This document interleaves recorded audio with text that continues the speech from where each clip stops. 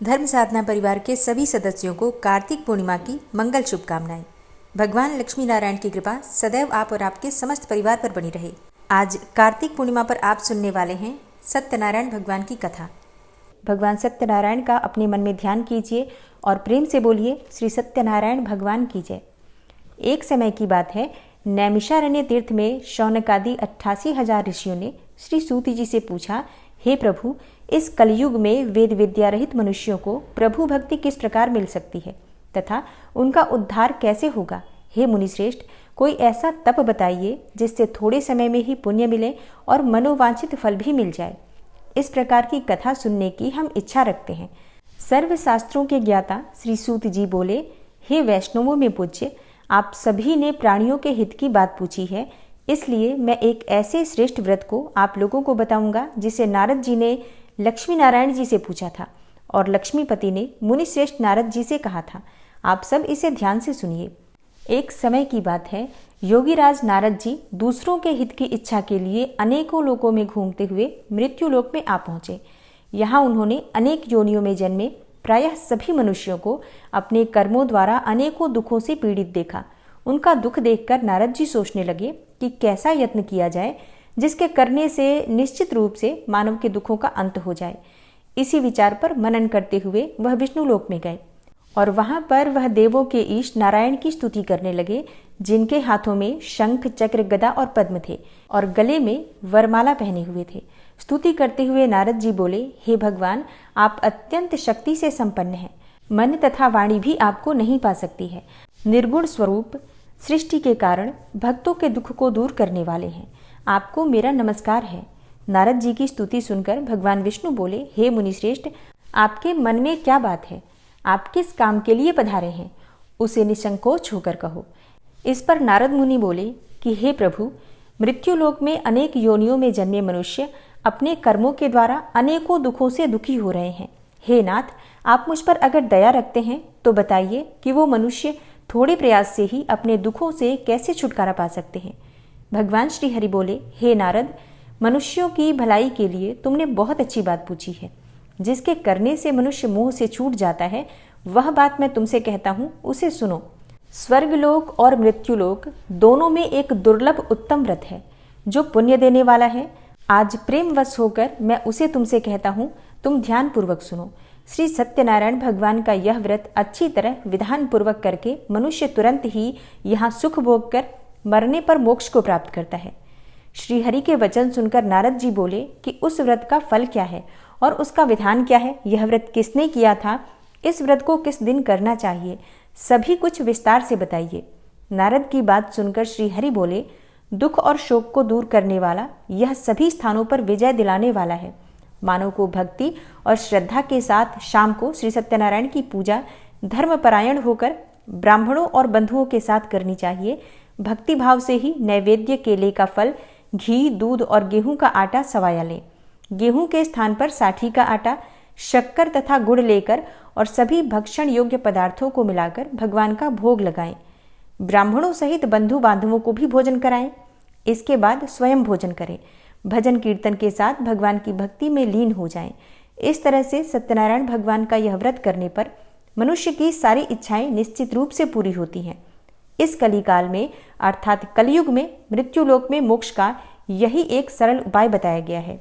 भगवान श्री हरि विष्णु ने कहा, यह सत्यनारायण व्रत सभी प्रकार के दुखों जैसे शारीरिक दुख, मानसिक दुख, शोक आदि का समन करने वाला है और धन धान्य की वृद्धि करता है, सौभाग्य अखंड करता है और संतान प्राप्ति के लिए किया जाता है। कलयुग में यह सबसे छोटा सा उपाय है। इस प्रकार श्री सत्यनारायण भगवान की कथा का प्रथम अध्याय समाप्त हुआ। प्रेम से बोलिए, श्री सत्यनारायण भगवान की जय। सत्यनारायण व्रत का दूसरा अध्याय। श्री सूत जी बोले, हे द्विजों, अब मैं पुनः पूर्व काल में जिसने इस सत्यनारायण व्रत को किया था उसे भली भांति विस्तार पूर्वक कहूंगा। आप सब ध्यान पूर्वक सुनिए। एक समय की बात है, रमणीय काशी नगरी में कोई अत्यंत निर्धन ब्राह्मण रहता था। भूख और प्यास से व्याकुल होकर वह प्रतिदिन पृथ्वी पर भटकता रहता था।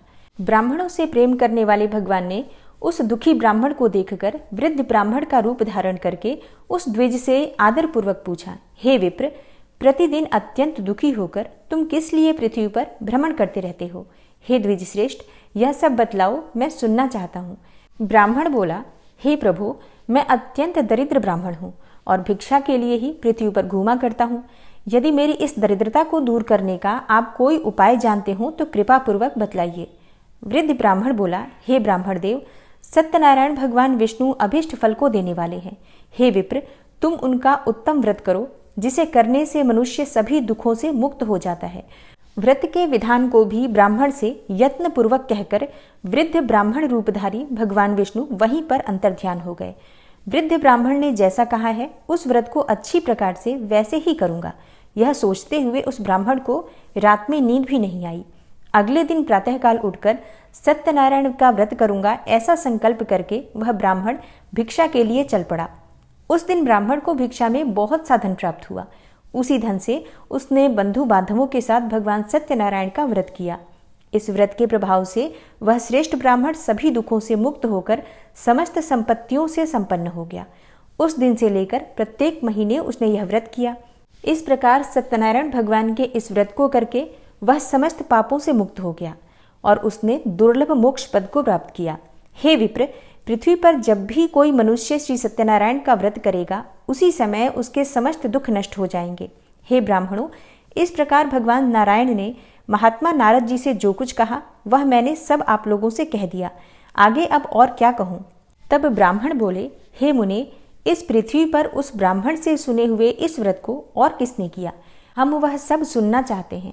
उस व्रत पर हमारी श्रद्धा हो रही है। श्री सूत जी बोले, हे मुनियों, पृथ्वी पर जिसने यह व्रत किया उसे आप लोग सुने।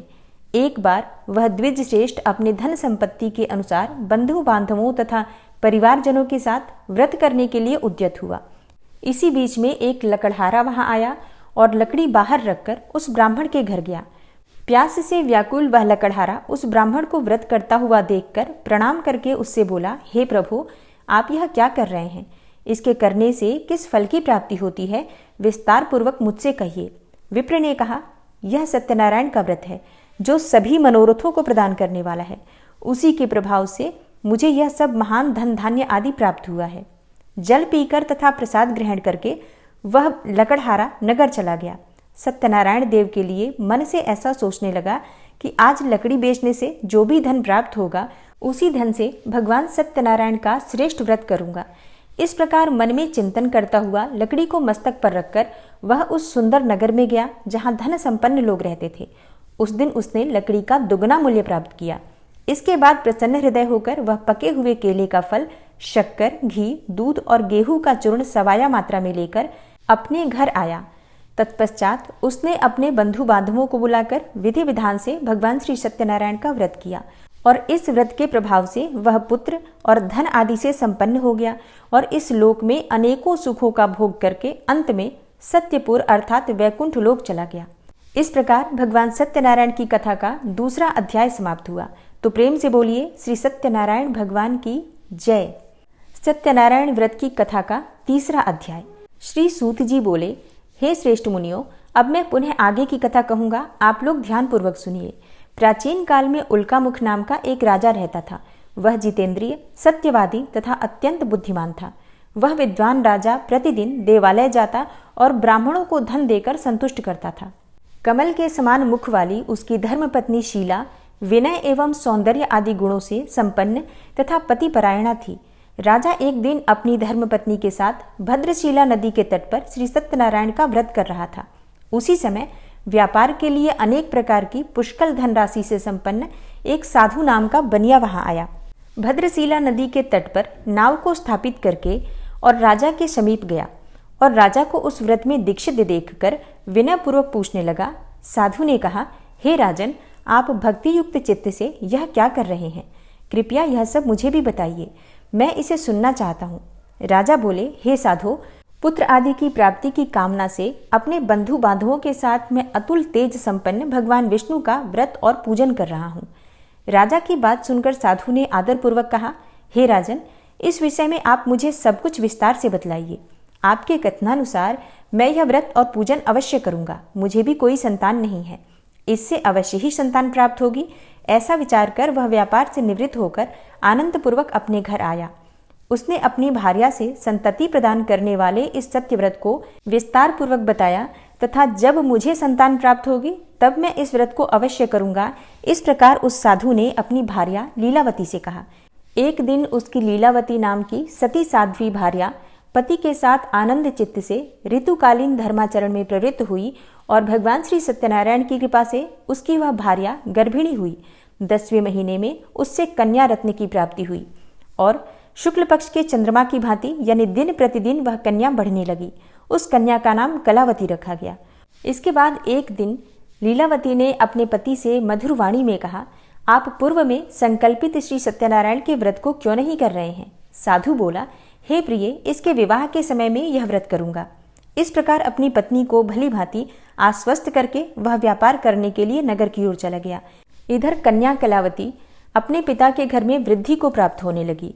तदनंतर धर्मज्ञ साधु ने नगर में सखियों के साथ क्रीड़ा करती हुई अपने कन्या को विवाह के योग्य देखकर आपस में मंत्रणा करके कन्या के विवाह के लिए श्रेष्ठ वर की खोज करो ऐसा दूत से कहकर शीघ्र ही उसे भेज दिया।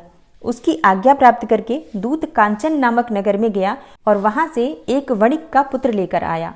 उस साधु ने उस वणिक के पुत्र को सुंदर और गुणों से संपन्न देखकर अपनी जाति के लोगों तथा बंधु बांधवों के साथ संतुष्ट चित्त होकर विधि विधान से वणिक पुत्र के साथ कन्या का विवाह कर दिया।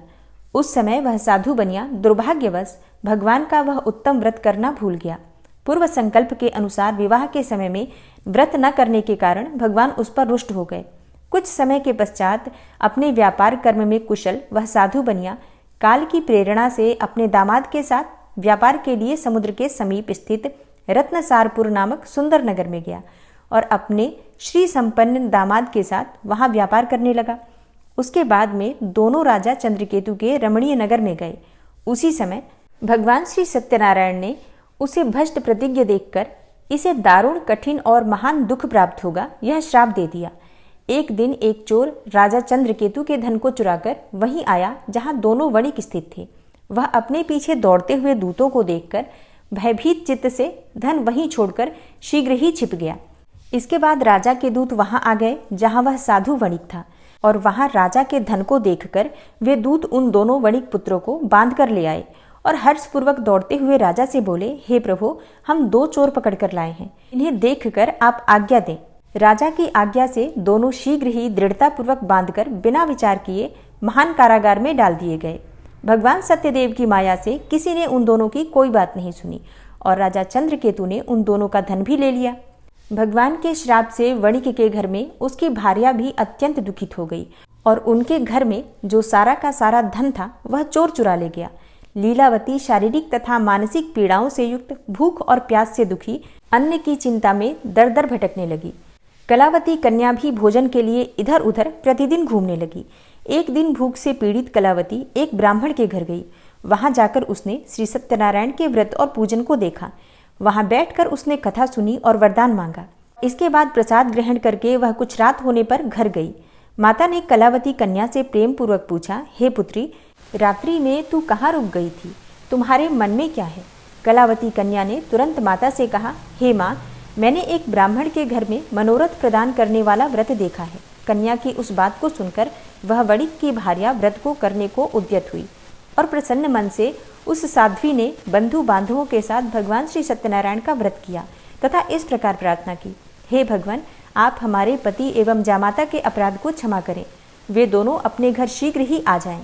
इस व्रत से भगवान सत्यनारायण पुनः संतुष्ट हो गए तथा उन्होंने नृपश्रेष्ठ चंद्रकेतु को स्वप्न दिखाया और स्वप्न में कहा, हे नृपश्रेष्ठ, प्रातःकाल दोनों वणिकों को छोड़ दो और वह सारा धन भी दे दो जो तुमने उनसे इस समय ले लिया है, अन्यथा राज्य, धन एवं पुत्र सहित तुम्हारा सर्वनाश कर दूंगा।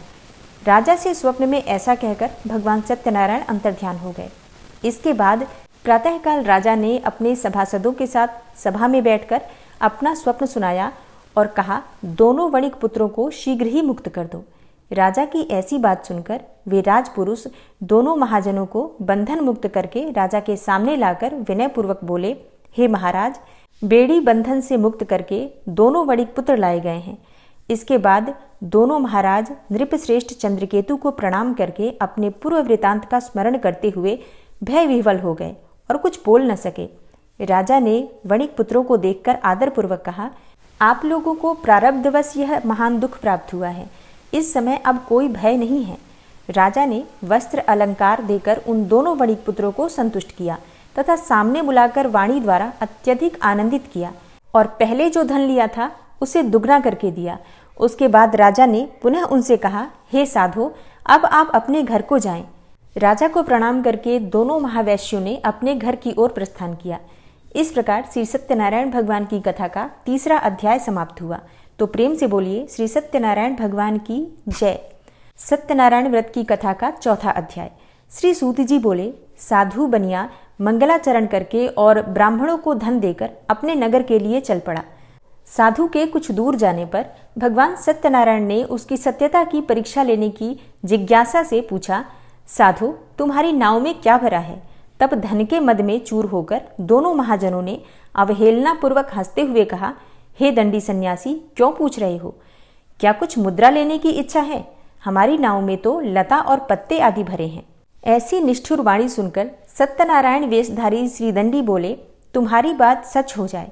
ऐसा कहकर दंडी सन्यासी का रूप धारण किए हुए भगवान कुछ दूर जाकर समुद्र के समीप बैठ गए। दंडी के चले जाने पर नित्य क्रिया से निवृत्त होकर उतरी हुई अर्थात जल में ऊपर की ओर उठी हुई नौका को देखकर साधु अत्यंत आश्चर्य में पड़ गया और नाव में लता और पत्ते आदि देखकर मूर्छित होकर पृथ्वी पर गिर पड़ा। सचेत होने पर वणिक पुत्र चिंतित हो गया। तब उसके दामाद ने इस प्रकार कहा, आप शोक क्यों करते हैं? दंडी ने श्राप दे दिया है। इस स्थिति में वे ही चाहें तो सब कुछ कर सकते हैं, इसमें संशय नहीं है। अतः उन्हीं की शरण में चलें, वहीं जाकर मन की इच्छा पूर्ण होगी। दामाद की बात सुनकर साधु बनिया उनके पास गया और वहां दंडी को देखकर उसने भक्ति पूर्वक उन्हें प्रणाम किया तथा आदर पूर्वक कहने लगा, आपके सम्मुख मैंने जो कुछ कहा है वह असत्य भाषण रूप अपराध किया है। आप मेरे उस अपराध को क्षमा करें। ऐसा कहकर बारंबार प्रणाम करके वह महान शोक से व्याकुल हो गया। दंडी ने उसे रोता हुआ देखकर कहा, हे मूर्ख, रो मत, मेरी बात सुनो। मेरी पूजा से उदासीन होने के कारण तथा मेरी आज्ञा से ही तुम्हें बारंबार दुख प्राप्त हुआ है। भगवान की ऐसी वाणी सुनकर वह स्तुति करने लगा। साधु ने कहा, हे प्रभो, आश्चर्य की बात है कि आपकी माया से मोहित होने के कारण ब्रह्मा आदि देवता भी आपके गुणों और रूपों को यथावत रूप से नहीं जान पाते। फिर मैं मूर्ख आपकी माया से मोहित होने के कारण कैसे जान सकता हूँ? आप प्रसन्न होइए, मैं आपकी शरण में आया हूँ। मेरा जो नौका में स्थित पूरा धन था उसकी आप रक्षा कीजिए। उस बनिया की भक्तियुक्त वाणी सुनकर भगवान जनार्दन संतुष्ट हो गए। भगवान हरि उसे अभिष्ट वर प्रदान करके वहीं अंतर्ध्यान हो गए। उसके बाद वह साधु अपनी नौका में चढ़ा और उसे धन धान्य से परिपूर्ण देखकर भगवान सत्यदेव की कृपा से हमारा मनोरथ सफल हो गया, ऐसा कहकर स्वजनों के साथ उसने भगवान की विधिवत पूजा की। भगवान श्री सत्यनारायण की कृपा से वह आनंद से परिपूर्ण हो गया और नाव को प्रयत्नपूर्वक संभालकर उसने अपने देश के लिए प्रस्थान किया। साधु बनिया ने अपने दामाद से कहा, वह देखो, मेरी रत्नपुरी नगरी दिखाई दे रही है। इसके बाद उसने अपने धन के रक्षक दूत को अपने आगमन का समाचार देने के लिए अपनी नगरी में भेजा। उसके बाद उस दूत ने नगर में जाकर साधु की भार्या को हाथ जोड़कर प्रणाम किया तथा उसकी अभीष्ट बात कही। सेठ जी अपने दामाद तथा बंधु वर्गों के साथ बहुत सारे धन धान्य से संपन्न होकर नगर के निकट पधार गए हैं। दूत के मुख से यह बात सुनकर वह अति आनंदित हो गई और उस साध्वी ने श्री सत्यनारायण की पूजा करके अपनी पुत्री से कहा, मैं साधु के दर्शन के लिए जा रही हूँ, तुम शीघ्र आओ। माता का ऐसा वचन सुनकर व्रत को समाप्त करके प्रसाद का परित्याग करके वह कलावती भी अपने पति का दर्शन करने के लिए चल पड़ी। इससे भगवान सत्यनारायण रुष्ट हो गए और उन्होंने उसके पति को तथा नौका को धन के साथ हरण करके जल में डुबो दिया। इसके बाद कलावती कन्या अपने पति को न देखकर महान शोक से रुदन करती हुई पृथ्वी पर गिर पड़ी। नाव का अदर्शन तथा कन्या को अत्यंत दुखी देखकर भयभीत मन से साधु बनिया ने सोचा, यह क्या आश्चर्य हो गया। नाव का संचालन करने वाले भी सभी चिंतित हो गए। तदनंतर वह लीलावती भी कन्या को देखकर विह्वल हो गई और अत्यंत दुख से विलाप करती हुई अपने पति से इस प्रकार बोली, अभी अभी नौका के साथ यह कैसे अलक्षित हो गया। न जाने किस देवता की उपेक्षा से वह नौका हरण कर ली गई, अथवा श्री सत्यनारायण का महात्म्य कौन जान सकता है। ऐसा कहकर वह स्वजनों के साथ विलाप करने लगी और कलावती कन्या को गोद में लेकर रोने लगी। कलावती कन्या भी अपने पति के नष्ट हो जाने पर दुखी हो गई और पति की पादुका लेकर उनका अनुगमन करने के लिए उसने मन में निश्चय किया। कन्या के इस प्रकार के आचरण को देखकर भारिया सहित वह धर्मज्ञ साधु बनिया अत्यंत शोक संतप्त हो गया और सोचने लगा, या तो भगवान सत्यनारायण ने यह अपहरण किया है अथवा हम सभी भगवान सत्यदेव की माया से मोहित हो गए हैं। अपनी धन शक्ति के अनुसार मैं श्री भगवान सत्यनारायण की पूजा करूंगा। सभी को बुलाकर इस प्रकार कहकर उसने अपने मन में इच्छा प्रकट की और बारंबार भगवान सत्यदेव को दंडवत प्रणाम किया। इससे दीनों के परिपालक भगवान सत्यदेव प्रसन्न हो गए। भक्तवत्सल भगवान ने कृपापूर्वक आकाशवाणी की, तुम्हारी कन्या प्रसाद छोड़कर अपने पति को देखने चली आई है। निश्चय ही इसी कारण उसका पति अदृश्य हो गया है। यदि घर जाकर प्रसाद ग्रहण करके वह पुनः आए तो हे साधु बनिया, तुम्हारी पुत्री पति को प्राप्त करेगी, इसमें कोई संशय नहीं है। कन्या कलावती भी आकाशमंडल से ऐसी वाणी सुनकर शीघ्र ही घर गई। उसने प्रसाद ग्रहण किया, पुनः आकर स्वजनों तथा अपने पति को देखा। तब कलावती कन्या ने अपने पिता से कहा, अब तो घर चलें, विलंब क्यों कर रहे हैं। कन्या की यह बात सुनकर वणिक पुत्र संतुष्ट हो गया और विधि विधान से भगवान सत्यनारायण का पूजन करके धन तथा बंधु बांधवों के साथ अपने घर गया। तदनंतर पूर्णिमा तथा संक्रांति पर्वों पर भगवान सत्यनारायण देव का पूजन करते हुए इस लोक में सुख भोग कर अंत में वह सत्यपुर वैकुंठ लोक में चला गया। इस प्रकार श्री सत्यनारायण भगवान की कथा का चौथा अध्याय समाप्त हुआ। तो प्रेम से बोलिए श्री सत्यनारायण भगवान की जय। पांचवां अध्याय। श्री सूत जी बोले, श्रेष्ठ मुनियों, अब इसके बाद मैं दूसरी कथा कहूंगा, आप लोग ध्यान पूर्वक सुनिए। अपनी प्रजा का पालन करने में तत्पर तुंगध्वज नाम का एक राजा था। उसने सत्यदेव के प्रसाद का परित्याग करके दुख प्राप्त किया। एक बार वह वन में पशुओं को मारकर वट वृक्ष के नीचे आया। वहां उसने देखा कि गोपगण बंधु बांधवों के साथ संतुष्ट होकर भक्तिपूर्वक भगवान सत्यदेव की पूजा कर रहे हैं। राजा यह देखकर भी अहंकारवश न तो वहां गया और न ही उसने भगवान सत्यनारायण को प्रणाम ही किया। पूजन के बाद सभी गोपगण भगवान का प्रसाद राजा के समीप रखकर वहां से लौट आए और इच्छानुसार उन सभी ने भगवान का प्रसाद ग्रहण किया। इधर राजा को प्रसाद का परित्याग करने से बहुत दुख प्राप्त हुआ। उसका संपूर्ण धन, धान्य एवं सभी 100 पुत्र नष्ट हो गए। राजा ने मन में यह निश्चय किया कि अवश्य ही भगवान सत्यनारायण ने हमारा नाश किया है, इसलिए मुझे वहां जाना चाहिए। वहां श्री सत्यनारायण भगवान का पूजन हो रहा था। ऐसा मन में निश्चय करके वह राजा गोपगणों के समीप गया और उसने गोपगणों के साथ भक्ति श्रद्धा से युक्त होकर विधि विधान पूर्वक भगवान सत्यदेव की पूजा की। भगवान सत्यदेव की कृपा से वह पुनः धन और पुत्रों से संपन्न हो गया तथा इस लोक में सभी सुखों का भोग करके अंत में सत्यपुर वैकुंठ लोक को प्राप्त हुआ। श्री सूत जी कहते हैं, जो व्यक्ति इस परम दुर्लभ श्री सत्यनारायण व्रत को करता है और पुण्यमयी तथा फल प्रदायिनी भगवान की कथा को भक्ति युक्त होकर सुनता है, उसे भगवान सत्यनारायण की कृपा से धन धान्य आदि की प्राप्ति होती है। दरिद्र भी धनवान हो जाता है। बंधन में पड़ा हुआ बंधनों से मुक्त हो जाता है। डरा हुआ व्यक्ति भयमुक्त हो जाता है। यह सत्य बात है, इसमें कोई संशय नहीं है। इस लोक में यह सभी इच्छित फलों का भोग करके अंत में सत्यपुर वैकुंठ लोक को प्राप्त करता है। हे ब्राह्मणों, इस प्रकार मैंने आप लोगों से भगवान सत्यनारायण के व्रत को कहा, जिसे करके मनुष्य सभी दुखों से मुक्त हो जाता है। कलयुग में तो भगवान सत्यदेव की पूजा विशेष फल प्रदान करने वाली है। हे मुनीश्वरों, पूर्वलोक में जिन लोगों ने भगवान सत्यनारायण का व्रत किया था, उसके अगले जन्म का वृतांत कहता हूँ, आप लोग श्रद्धा पूर्वक सुनिए।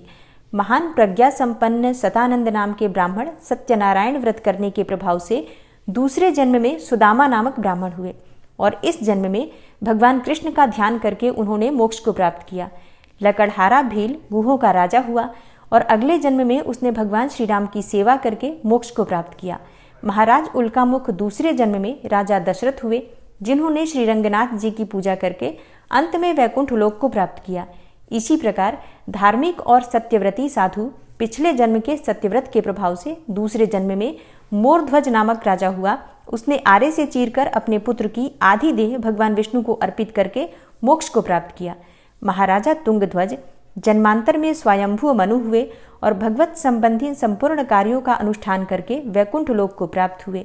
जो गोपगण थे वे सब जन्म जन्मांतर में व्रजमंडल में निवास करने वाले गोप हुए और सभी राक्षसों का संहार करके उन्होंने भी भगवान का शाश्वत धाम गोलोक प्राप्त किया।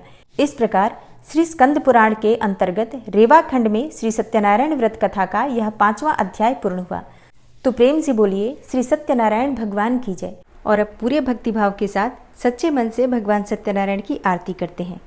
जय लक्ष्मी रमणा स्वामी, जय लक्ष्मी रमणा, सत्यनारायण स्वामी जनपातक हरणा। ओम जय लक्ष्मी रमणा स्वामी, जय लक्ष्मी रमणा। रत्न जड़ित सिंहासन अद्भुत छवि राजे, नारद करत निराजन घंटा ध्वनि बाजे। ओम जय लक्ष्मी रमणा स्वामी, जय लक्ष्मी रमणा। प्रकट भये कलि कारण द्विज को दर्श दियो, बूढ़ो ब्राह्मण बन कर कंचन महल कियो। ओम जय लक्ष्मी रमणा स्वामी, जय लक्ष्मी रमणा। दुर्बल भील कठारो जिन पर कृपा करी, चंद्रचूड़ एक राजा तिनकी विपत्ति हरी। ओम जय लक्ष्मी रमणा स्वामी, जय लक्ष्मी रमणा। वैश्य मनोरथ पायो श्रद्धा तज दीन्ही, सो फल भोग्यो प्रभुजी फिर स्तुति कीन्ही। ओम जय लक्ष्मी रमणा स्वामी, जय लक्ष्मी रमणा। भाव भक्ति के कारण छिन छिन रूप धर्यो, श्रद्धा धारण कीन्ही तिनको काज सर्यो। ओम जय लक्ष्मी रमणा स्वामी, जय लक्ष्मी रमणा। ग्वाल बाल संग राजा वन में भक्ति करी, मन वांछित फल दीन्हो दीन दयाल हरि। ओम जय लक्ष्मी रमणा स्वामी, जय लक्ष्मी रमणा। चढ़त प्रसाद सवायो कदली फल मेवा, धूप दीप तुलसी से राजी सत्य देवा। ओम जय लक्ष्मी रमणा स्वामी, जय लक्ष्मी रमणा। श्री सत्यनारायण जी की आरती जो कोई नर गावे, रिद्धि सिद्धि सुख संपत्ति सहज रूप पावे। ओम जय लक्ष्मी रमणा स्वामी, जय लक्ष्मी रमणा। श्री सत्यनारायण स्वामी जनपातक हरणा। ओम जय लक्ष्मी रमणा। प्रेम से बोलिए श्री सत्यनारायण भगवान की जय।